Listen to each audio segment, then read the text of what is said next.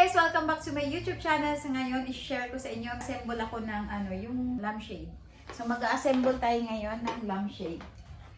Matagal ko talaga gusto magkaroon ng lampshade dito. Naghihintay talaga akong bumaba ang presyo nito. Naghihintay akong bumaba ang presyo kasi para sa akin mahal siya. Ngayon nasa ano na lang siya, 500 plus pesos na lang. Dito lang tayo mag-assemble. Ayan, dito yung stand niya. Ayan, i-assemble lang natin to. Ayan, ito mabigat siya ha, mabigat. Yung pinaka-ano niya, mabigat.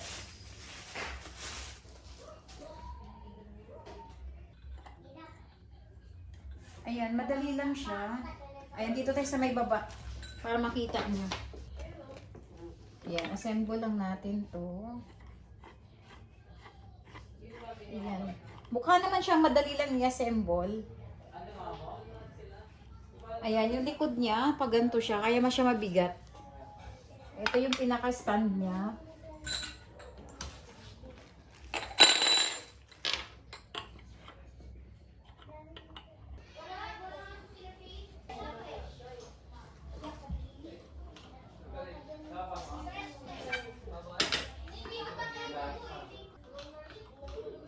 Yan, kailangan mahigpit. Ito yung lagay ng bulb.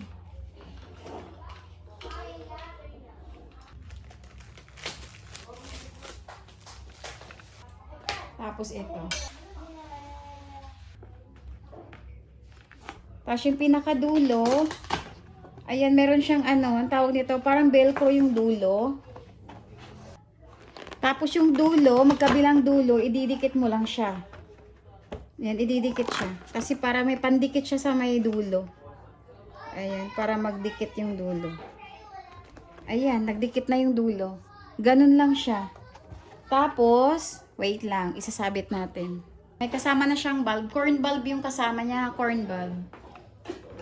Ayan, lagay lang natin. Para matry na natin, ha. Mainit na ba kayo?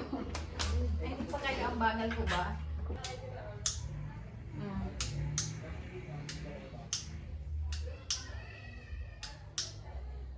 Pailaw natin. Alayin nyo, 500 plus pesos lang ito. Ang ganda niyang tignan. Tapos ang bilis niya lang din i-assemble. Ang bilis, kahit walang manual, hindi ko makita yung manual nandun lang sa box. Hindi pwede mong pa salitan ha.